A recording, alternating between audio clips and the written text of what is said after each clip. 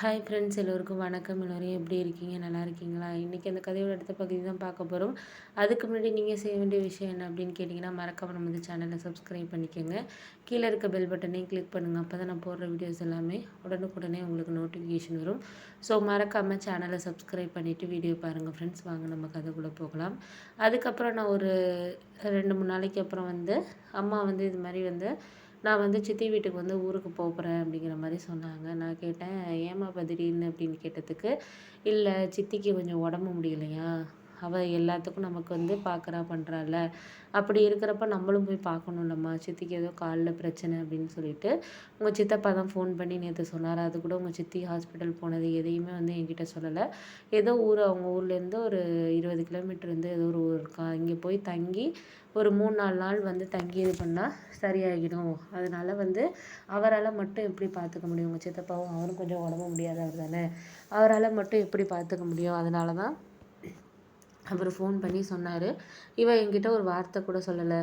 ஏன் அப்படின்னா, நான் ஏதாச்சும் உடனே கிளம்பி வந்துடுவேன், என்னாலேயும் முடியாதனால எப்படி பார்த்துக்கும், அக்காவை கஷ்டப்படுத்தக்கூடாது அப்படின்னு சொல்லிட்டு வீட்டில் வந்து மாத்திரையே சாப்பிட்டுக்கிட்டு அப்படி தான் இருக்கிறலா. அவங்களோட சொந்தக்காரவங்களாம் பற்றி தான் உனக்கு தெரியும், சித்தி சொந்தக்காரவங்களாம் அவங்க நாத்தனார் யாருமே வந்து அவங்களுக்கு அந்தளவுக்கு பார்க்க மாட்டாங்க. அவங்க ஏன் இப்படி நல்லா இருக்கிறாங்க அப்படின்னு யோசிக்கிற ஆளுங்க தான் அதுங்கெல்லாம். அதனால வந்து நம்ம தான் போய் பார்க்கணுமா அப்படின்னோடனே, சரிம்மா நானும் அப்போனா ஒரு 1 வீக் எனக்குமே வந்து கொஞ்சம் ரிலாக்ஸாக தான் இருக்கணும்னு தோணுது. அதனால நான் முடிஞ்ச வரைக்கும் நானும் ஒரு 1 வீக் லீவ் போட்டு உங்க கூட வரவா, சித்தியும் பார்த்த மாதிரி இருக்கும். எனக்கும் இப்போ ஒரு 4 மந்த்தாக வந்து தொடர்ந்து ஒர்க்குக்கு போயிட்டுருக்கிறதே வந்து எனக்கு ஒரு மாதிரி ஸ்ட்ரெஸ்ஸாக இருக்கிற மாதிரி இருக்குது அப்படின்னோடனே, சரிம்மா அப்போனா எனக்கு சந்தோஷம்தான், நானே ஒன்று வரலாம் வரியா அப்படின்னு கேட்கலான் இருந்தேன். நீ சொல்லுவ எனக்கு ஆஃபீஸில் நிறைய வேலை இருக்குது, லீவ் போட சொல்கிறேன் அப்படின்னு சொல்லிட்டு நீ சொல்லுவேங்கிறனால தான் நான் வந்து உன்னை கேட்காம இருந்தேம்மா அப்படின்னோடனே, சரின்னு சொல்லிவிட்டு அதுக்கப்புறம் வந்து நானும் வர்றேம்மா, எனக்கும் வந்து சித்தியை பார்க்கணும், ஏன்னா அவங்க எல்லா விஷயத்துக்கும் நமக்காக வர்றாங்க அப்படிங்கிறப்போ நம்மளும் போய் பார்க்கணும்ல சித்தியை அப்படின்னு சொல்லிட்டு அதுக்கப்புறம் நானும் அம்மாவும் வந்து கிளம்புனோம். கிளம்பி வந்து சித்திக்கு நாங்கள் வர்றதே தெரியாது. நாங்கள் சித்தப்பாட்ட சொல்லிட்டோம், சித்திக்கிட்டெல்லாம் எதுவும் சொல்ல வேணாம், சொன்னால் வந்து எங்களை வர வேணாம் அப்படின்னு சொல்லிட்டு சொல்லுவாங்க, அதனால் நீங்கள் வந்து சொல்லாதீங்க அப்படின்னு சொன்னோன்னே அவங்களும் வந்து சொல்லாமல் தான் இருந்தார். அதுக்கப்புறம் நாங்கள் வந்து போய் அப்புறம் நைட்டு வந்து பஸ் ஏறி போனோம். காலையில் தான் போனோம். கோயம்புத்தூருங்கிறதுனால நாங்கள் திருச்சியிலேருந்து போகிறதுக்கு வந்து நைட்டு ட்ராவல் ஆகிடுச்சு. போய் அதுக்கப்புறம் விடிய காலையில் போனதுக்கப்புறம் சித்திக்கு நாங்கள் எதிர்பார்க்கவே இல்லை, படுத்திருந்தாங்க. நாங்கள் வருவோம் அப்படின்னு சொல்லிட்டு எதிர்பார்க்கவே இல்லை. அதுக்கப்புறம் எங்களை பார்த்தோன்னே அவங்களுக்கு ஒரு மாதிரி அழுகையும் வந்துடுச்சு. ஏன்னா அவங்களால எழுந்திரிச்சு நடக்க முடியல அப்படிங்கிற சூழ்நிலை. நல்லா வேலை பார்ப்பாங்க, எல்லாருக்கும் போவாங்க வருவாங்க, அவங்களால இப்போ நடக்க முடியாத சூழ்நிலை இப்படி இருக்கிறோமேன்ட்டு எங்கள் அம்மாவுக்கும் பார்த்தோன்னே அவங்கள பார்த்தோன்னே அழுகை வந்துடுச்சு. வேறு அதை எப்படி எங்களால் இது பண்ணிக்கிறதுனே தெரியல, அந்த மாதிரி ஒரு சூழ்நிலையாக இருந்துச்சு.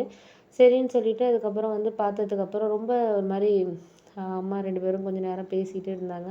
அம்மா கூட பேசினாங்க, இவ்வளோ இது நடக்க முடியாமல் இருக்கிறேன், எனக்கு உனக்கு ஃபோன் பண்ணணும்னு உனக்கு தோணலை, அண்ணன் வீட்டு விசேஷத்துக்கு வந்தப்போ கூட ஒரு மாதிரி தான் உடம்பு இருந்துச்சு, நான் தான் கேட்டேன்ல ஏன் அப்படி இருக்க, ஹாஸ்பிட்டல் கொண்ட காமிச்சா என்ன பண்ணா என்னன்னு நான் உன்னை கேட்டேன்னா கேட்கலையா அப்படின்னோடனே, சரி விடுங்க, கேட்டிங்க, நான் இல்லைன்னு சொல்ல வரல, இருந்தாலும் வந்து நம்மளுக்கு எல்லா சூழ்நிலையுமே நம்மளுக்கு கரெக்டாக இருக்குமா அப்படின்னு சொல்லிட்டு தெரியாது அப்படிங்கிறதுனால நான் வந்து சரி பார்த்துக்கலாம் அப்படின்னு சொல்லிட்டு இருந்தேன். அதுக்கப்புறம் வந்து இல்லைக்கா, நான் உன்கிட்ட சொல்லக்கூடாதுன்னுலாம் கிடையாது, எனக்கும் சொல்லணும்னு தான் தோணுச்சு. அப்புறம் நான் நினச்சேன், உனக்கும் நீ அந்தளவுக்கு உனக்கும் சுகர் இருக்குது, எல்லா பிரச்சனையும் இருக்குது, உன்னை எப்படி அழைச்சிட்டு போய் அலைய வைக்கிறது, நாளைக்கு முடியலைன்னா யார் பார்க்குறதுக்கு இருக்கிறா அப்படின்னோடனே, ஒருத்தருக்கு ஒருத்தர் தான் பார்த்துக்கணும், என்ன பண்ணுறது, எனக்கு எவ்வளோ டைம் உடம்பு முடியாதப்போ நீ இங்கேருந்து வந்து பிள்ளைங்களெல்லாம் விட்டுட்டு வந்து என்ன பார்த்துக்கலையா, 1 மாதம்லாம் ஹாஸ்பிட்டலில் இருக்கு இல்லையா, எனக்கு தெரியாது அதெல்லாம், அதெல்லாம் மறந்துடுவேன் நான், ஏன் நீ இப்படிலாம் பிரித்து பேசுகிற அப்படின்னு சொல்லிட்டு சொன்னோன்னே, சரி வா என்னைக்கு போவோம் என்னன்னு சொல்லிட்டு அப்புறம் வந்து எங்கள் சித்தப்பா கிட்ட கேட்டதுக்கு அவர் வந்து எப்போ வேணாலும் நம்ம போகலாம், நாளைக்கே கூட கிளம்பிடலாம் அப்படின்னோடனே, சரி பிள்ளைங்கள்லாம் ஸ்கூல் போகிறாங்களே அப்படின்னோடனே, இல்லை நான் ஸ்கூல் வந்து எங்கள் நாத்தனார் வீட்டில் வந்து ஒரு 3-4 நாளைக்கு தானே, அங்கேருந்து போக சொல்லிவிட்டு 2 பிள்ளைங்களையும் நான் பார்த்துக்கிறேன் அப்படிங்கிற மாதிரி சொன்னார். சரின்னு சொல்லிட்டு பிள்ளைங்கள அன்றைக்கி நைட்டே கொண்டு விட்டுட்டு அவங்க பேக் எல்லாத்தையும் எடுத்துகிட்டு அவங்க வீட்டில் விட்டுட்டு ஒரு 3 நாள் கழித்து வரோம் அப்படின்னு சொல்லிட்டு எல்லாம் சொன்னோன்னா, அவங்க நாத்தனார் வந்து சரி சரி அப்படின்னு சொன்னாங்க. சரின்னு சொல்லிவிட்டு அதுக்கப்புறம் என்னாச்சுன்னு பார்த்தீங்கன்னா, மறுநாள் கிளம்பி நானும் சித்தி எல்லாருமே வந்து காரில் அந்த ஊருக்கு போனோம். போனதுக்கப்புறம் வந்து சித்தியை பார்த்துட்டு சொன்னாங்க, ஒரு 2 டேஸ் வந்து இங்கே வந்து நாங்கள் ஒரு ட்ரீட்மெண்ட் கொடுப்போம் அப்படிங்கிற மாதிரி சொன்னாங்க. இது வந்து அவங்க வந்து ஏதோ வந்து ரொம்ப கடுமையாக ஏதோ வெயிட் தூக்குனதுனால தான் வந்து இந்த மாதிரி ஆயிருக்கு அப்படின்னு சொல்லிட்டு சொன்னாங்க. அதுக்கப்புறம் சரி சரியாயிடும் அப்படிங்கிற மாதிரியும் சொன்னாங்க. 2 டேஸில் சரியாயிடும்.